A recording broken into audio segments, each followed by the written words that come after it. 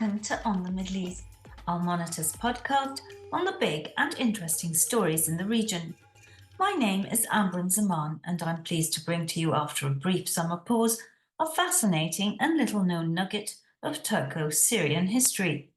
Those of you who have followed the tragic Syrian conflict that has ruined one of the most glorious countries in the Levant are well aware of how Turkey's current Islamist government armed and hosted Sunni militants seeking to overthrow Syria's President Bashar al-Assad.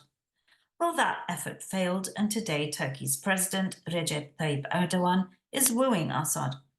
What most of you don't know, however, is that long before, another Turkish government, led by Turkey's pro-secular military, backed radical Sunnis in Syria against Assad's father, Hafez. With us here today to explain why and how Turkey's earlier attempts at regime change in Syria also failed is Professor Behlul Ozkan, a Turkish academic who has written extensively about Turkey's Middle East policy.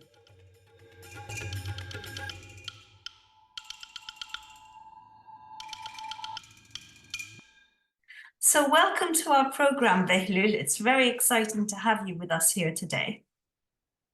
Thank you for inviting me. So Behlul, you have an amazing story to tell us, a story that very few people outside of Turkey and even within Turkey really know about, the story of how Turkey's attempts at regime change in Syria are actually nothing new. So Behlul, tell us what happened back in the 1980s. Well, let me briefly talk about why I was interested in writing this article, which was published 4 years ago in 2019 in English in International Relations Journal. Well, in Turkey, Turkey's policy towards Syria is a very understudied subject before 2011, before the Arab uprisings.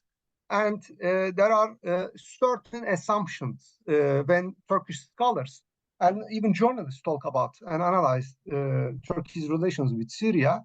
And that assumption is because Syria supported PKK against Turkey, which Turkey defines as a terrorist organization and has been fighting since the early 1980s,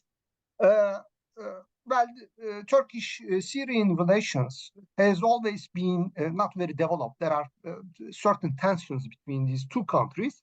And the assumption is because Syrian regime and Hafez Assad supported PKK against Turkey, that became a major problem in bilateral relations. And I asked this question. My starting point was PKK, the first big attack in Turkey was in 1984 in Erbil, in Syria. And I asked this question to myself. Why Syria? I mean, compared to Turkey, Turkey is a NATO member, considered the well-developed economy, has a powerful military, and had always good relations with the West. Against such a powerful country, why Syria supported PKK? That's my starting point. What was the reason for that? Because Syria had always big problems with its southern neighbor, Israel. And it had also problems in Lebanon, starting in 1970s. And what was the reason of Hafez Assad using PKK as an instrument against Turkey? And then I started to making this assumption. Well, in 1982, there was a Hama uprising. Actually, it started in 1979. The main opposition group was Muslim Brotherhood in Syria, and it started in Aleppo in the summer of 1979. Actually, the Muslim Brotherhood militants attacked the artillery school in Aleppo and killed dozens of Syrian officers and students there. And then the uprising started, and the peak point was 1982 winter, and the Hama uprising, and a couple of thousands people, don't know the exact number, but a couple of thousands people died. And it was available at the uprising, and Damascus and Hafez Assad regime suppressed the uprising, but it was a huge crisis in Syria. And then came 1984, and PKK attacks in Turkey. Well, I thought there might be a relationship between them, the causality. And then I started digging the archives. So Well, you were being like a detective or a journalist, basically. Well, exactly. I mean, kind of a detective, I would say. And the problem is Turkish archives, especially intelligence and security archives, are closed.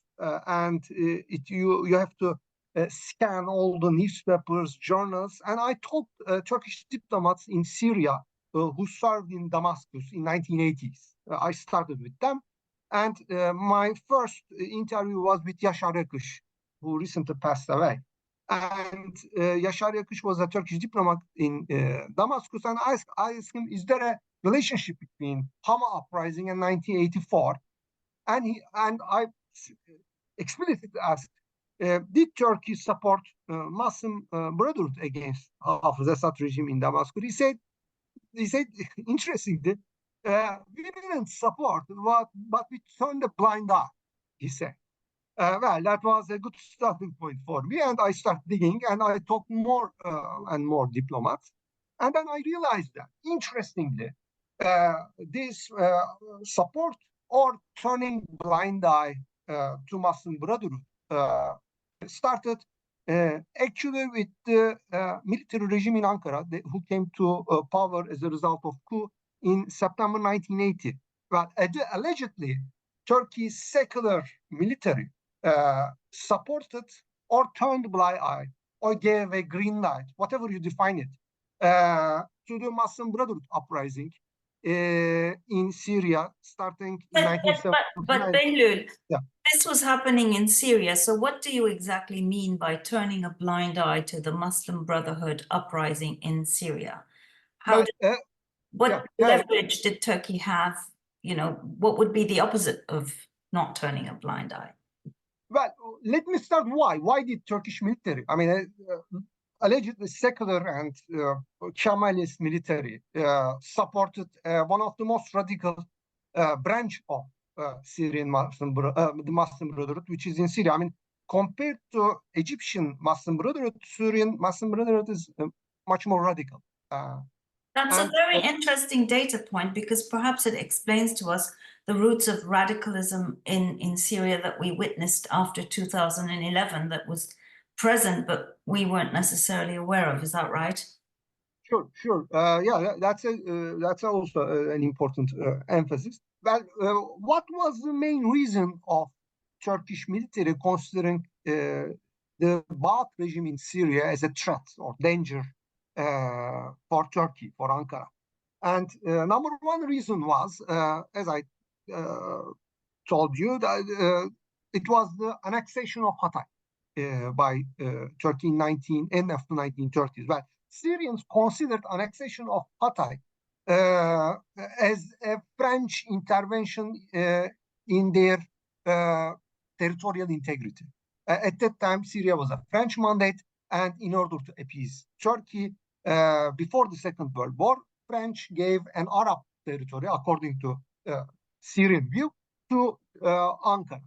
And therefore, the Syrian regimes, different Syrian regimes, before Baath regime even, they never considered and recognized Hatay as Turkish territory. Well, this was one of the most problematic issue in bilateral relations. Second, in 1962, Baath regime, an Arab socialist, Arab nationalist regime, came to power.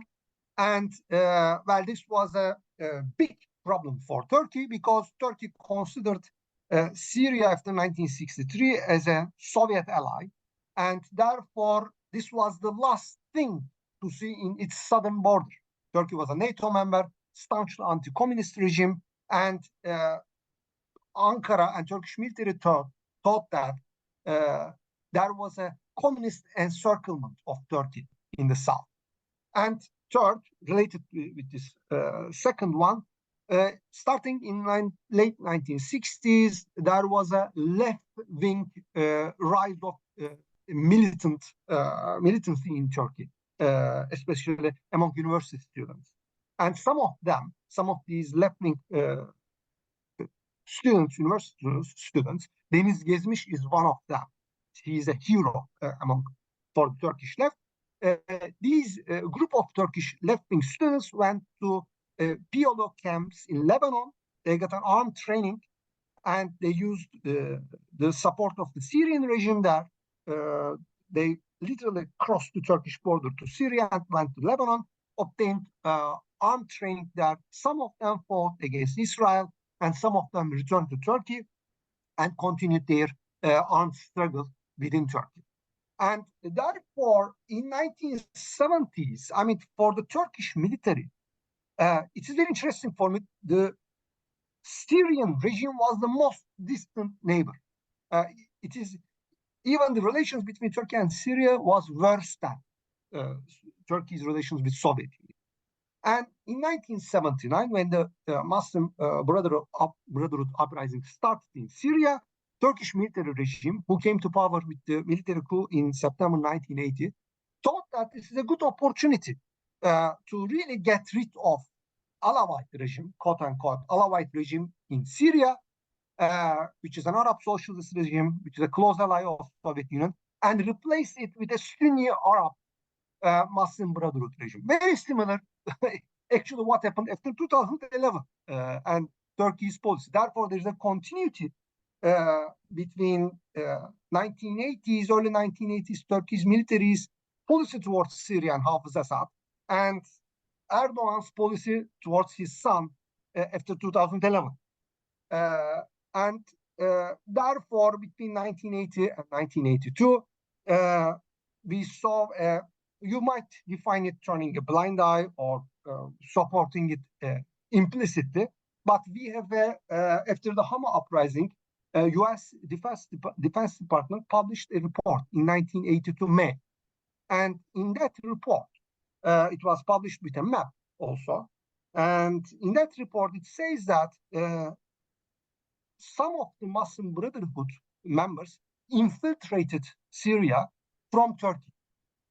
And they also brought their weapons and other ammunition. In that report, published with a map, 3 routes were shown. And these 3 routes going from Turkey to infiltration routes from Turkey to Syria were Yaylada, Reyhanlı, and Kilis. The same 3 infiltration routes used by the Syrian opposition after 2011. That's fascinating. But were these individuals Turkish or Syrian?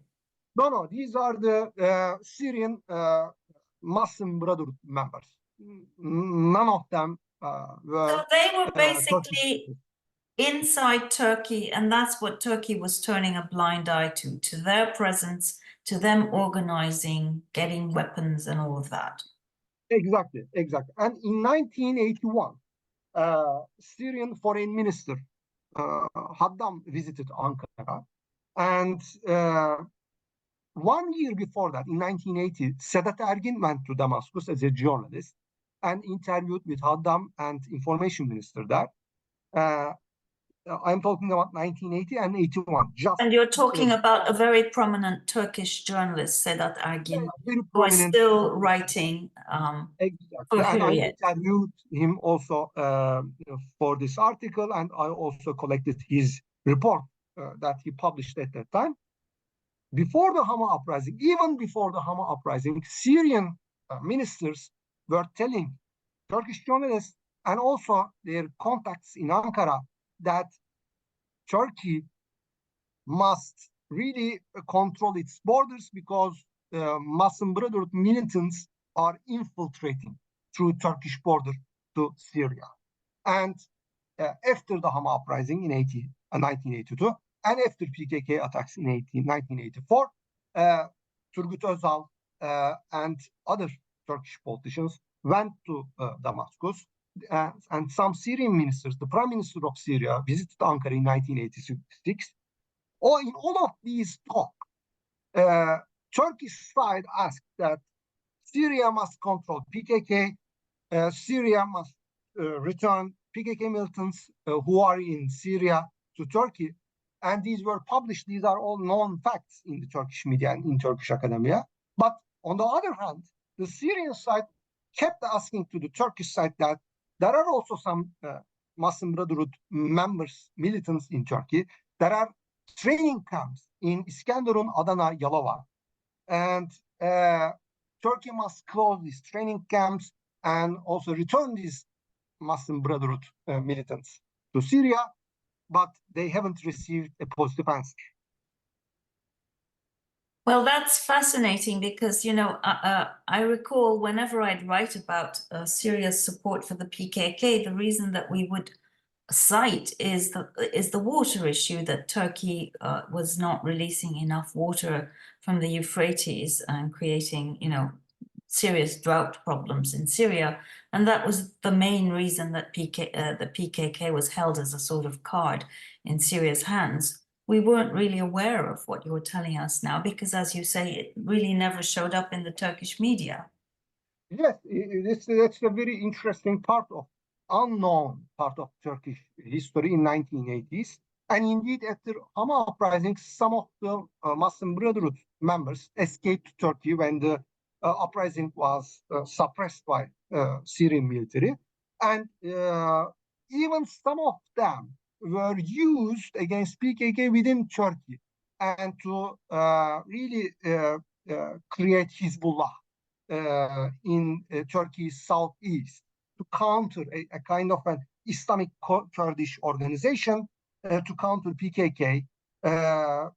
Some of the Muslim Brotherhood members from Syria were used in the southeast to really create this Hezbollah That's group. extraordinary. So these Syrian Sunni Muslim Brotherhood members were organizing in Turkey's southeast against the PKK and its sympathizers, and they were the kernels, the seeds, if you will, of the Turkish Hezbollah. Is that what you're saying?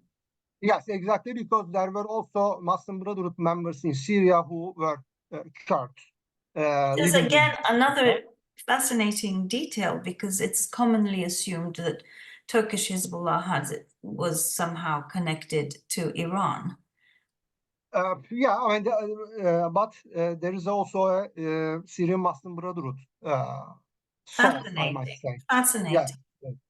I mean, let me tell you a very interesting story from 1986 that shows the continuity from 1980 till or after 2011 with the Arab uprising. In 1986, in April, there was a bomb attack towards a Syrian passenger train traveling from Latakia to Aleppo.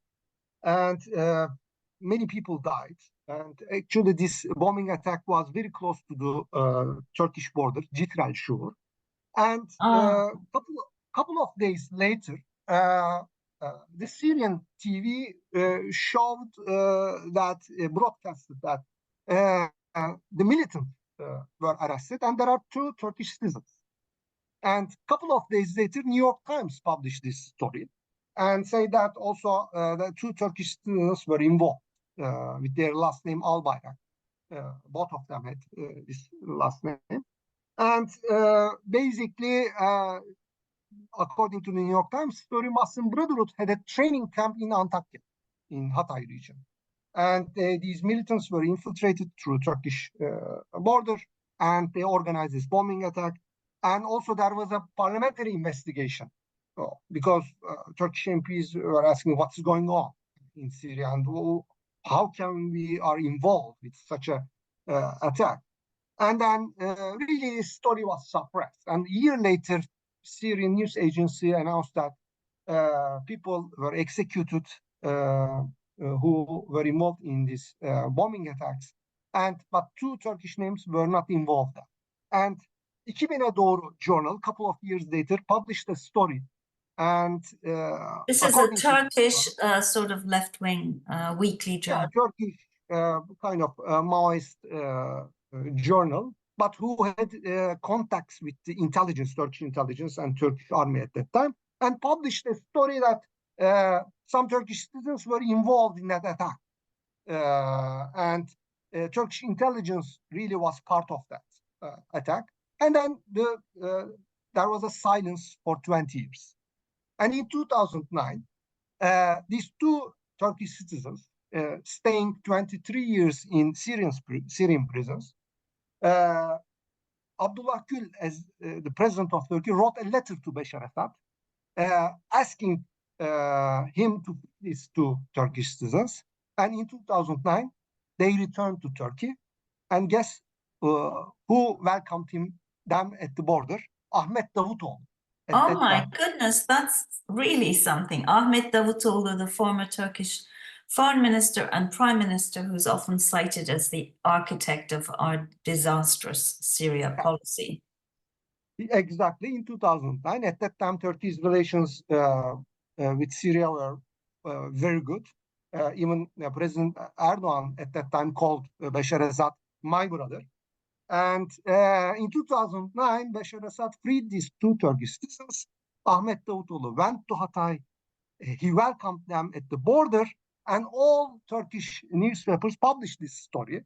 These two Turkish citizens stayed in Syrian prisons 23 years, but none of them published any information why these two Turkish citizens stayed there in the prison for 23 years, and what did they in 1986? And these two Turkish citizens were interviewed at that time, but they said nothing about this. So these Turkish citizens were basically Muslim Brotherhood types as well. Well, we don't know their involvement. We don't know the details, but they are from Antakya, from a Bokshin village, which is 3 kilometers from the Syrian border. Is it a Sunni village? Yes, it is a Sunni village, and which is very close to the border. And they returned, and I guess they are still alive. But they never spoke to the media. Well, I think the media never interviewed them or tried to interview them. I mean, Turkish well, media. thank God for you, Behlul. What would we do without you? Well, I mean, that shows the continuity from 1980s till 2009. I mean, the Turkish state, whether ruled by AKP or Turkish military, never forgets its citizens, you might say. Well, some of its citizens. Yeah, very true. Depends on what kind of citizens, at least in the eyes of the Turkish state. So this is really fascinating. So the roots, in fact, of Turkish support for the Muslim Brotherhood date back to the days of the supposedly pro-secular Turkish military, which feared the influence of communism and saw the Ba'ath Party rise to power in Syria, and felt that the antidote to this was Islamism, something that it deployed at home and beyond its borders. And so attempts at destabilizing, weakening neighboring governments is, to recap, nothing new and nothing particular to the AKP, but in fact, something that governments across the ideological divide in Turkey been engaged in. That was my point. I mean, in 1980, this affair, this courageous or adventurous affair of Turkish military had many similarities. What happened after 2011? Well, I mean, courageous. Do you really mean that, Behlul? I mean, quote unquote. I mean, okay, okay. I just wanted to be sure because sure, I mean, it was. I mean, I don't know, pretty reckless, I'd say, because look at what it entailed. I would say, yeah, reckless, adventurous, but there is one important difference between 1980. What happened in 1980 between Syria and Turkey, and after 2011, the scope and size of Turkish involvement was much smaller in 1980. Oh, sure. After 2011. I would say this similar reckless policy towards Syria, but with a huge scale, created one of the most important national security threats in the Republican history. True. And of course, we have other foreign actors involved, like Qatar, Saudi Arabia, initially the CIA. Everybody was on board for this regime change plan, weren't they? And then the wheels started coming off. Definitely, this was not only Turkish fault.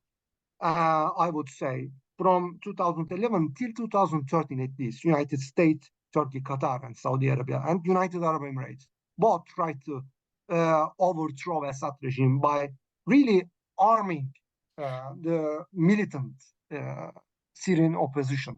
And And Behlul, when you sort of stand back and look at this picture, I mean, one of the most profound ironies, well, you pointed out to one, the fact that the secular military was supporting Islamists. The other really is that this ethnic problem, I mean, of course, the roots of the Turkey's Kurdish problem go way beyond Assad supporting the PKK, much deeper, much older. But I mean, we now have a potential, I would say already existing, serious ethnic problem inside Turkey of Arabs being in Turkey in very large numbers, and no program to integrate them, nothing. And I can see, how this is really going to become a very big headache for Turkey going forward. Yeah, I definitely agree. I mean, we mentioned that Turkey was not alone. I mean, there was United States, Saudis, Qatar, and United Arab Emirates. But I'm a Turkish citizen, citizen of this country, and my problem is this country, my country, armed an opposition in its neighbor. I mean, Syria is not a neighbor of the United States, not a neighbor of Qatar, Saudi, and UAE, but it's a neighbor of Turkey, and you cannot change your neighbors. You have to really live with them. And arming the opposition in your neighboring country is not an acceptable strategy, and it created one of the biggest nation security problems, as I said, for Turkey. And interestingly, immediately before the uprising started in Syria in the summer 2011, even Syrian ambassador gave an interview for a Turkish newspaper, and he specifically said that don't arm Muslim Brotherhood. I mean, for Turkey, PKK is a terrorist organization. For us, Muslim Brotherhood is a terrorist organization. Right, they say. right. And even Bashar Assad, after the uprising, he said, we had an excellent relationship with President Erdogan, prime minister at that time. And Bashar Assad said, but in our close meetings, you always ask me about the Muslim Brotherhood in Syria. And I didn't at that time understand Erdogan's really curiosity or interest in that. And what he said after 2011, I realized that this hidden agenda. So they had this fantasy of bringing this group to power in Syria and hoping that they'd have a very friendly government and probably pliant government. And as Davutoglu said, creating this Turkic space, Sunni Muslim leadership, what have you, and it all went terribly wrong. Yeah, exactly. I mean, that was a sectarian perspective. I mean, Assad regime were considered as a minority Alawite regime in Syria, which was not true. I mean, it was an authoritarian regime, definitely, and it has no whatsoever democratic credentials. Plenty of Sunnis in that regime who are all pretty horrible people, yeah. Yeah, and also Christians, and there are other religious and ethnic minorities within the regime. It was an authoritarian regime. I should emphasize that I don't have any affinity to that regime, but it was not at all as a regime based on an Alawite minority. It has a social base there, and in addition to that, Muslim Brotherhood has never been a credible opposition group for Syrian people. It started the bloody uprising at the end of 1970s. And third, most important of that, as you said, Arabs never considered Turkey as the leader of the Muslim world. I mean, Turkey is, for Arabs, it was the inheritor of the Ottoman Empire. And most Arabs, or some of them, consider Turkey as an outside actor And Well, therefore, this is what I'm really actually hinting at when I say that we'll have a huge ethnic problem within Turkey, because I mean, initially there was this sort of huge outpouring of sympathy and Turks feeling very good about themselves for welcoming all these Syrians fleeing violence, conflict. But now that it's become apparent, 11 years on, that they're not going anywhere, of course, those feelings are shifting, and not just on the Turkish side, but on the Syrian side, because as you know, they're human and they react to the way they're being perceived and treated. So you can easily draw parallels with the Kurdish issue and how that evolved. These people will want to speak their language freely. They'll want to be taught their language in school. I mean, we're talking about 3.7 million, and that's the official figure. And that's going to grow, and it's going to grow a lot faster than the non-Kurdish, non-Arab population of Turkey. So let's see. nobody knows.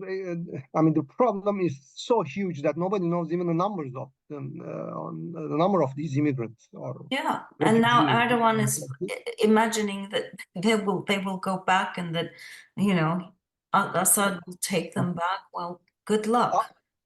I believe they are aware of the fact that significant part of these people are going to remain in Turkey. But my problem is there is no attempt or no strategy how to integrate these people to Turkish society. Exactly, exactly. Turkey and Syria are two different political systems. They have at least different century of history. And therefore, these people, a significant number of them are going to stay here. That's a fact. They're not going to return. They have been living in this country in the last 10 years. The problem is, how are you going to integrate these people into the Turkish society? And I haven't seen any significant strategy coming from the government to address this problem. Indeed, indeed.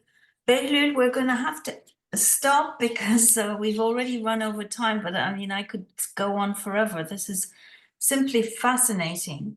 And I'm so grateful to you for joining us here today. And Thank I you for hope very inviting me. much to have you again. And I'm sure you'll have loads of more fascinating stories. You're so great at digging up these details. So keep at it. And thank you so much. Thank you very much for inviting me. Not at all, Behlul. Well, this brings us to the end of another episode of On the Middle East. I hope you enjoyed learning about this obscure chapter of Turkey's modern history. For more in-depth and independent reporting on the Middle East, please go to www.al-monitor.com. Thanks and goodbye.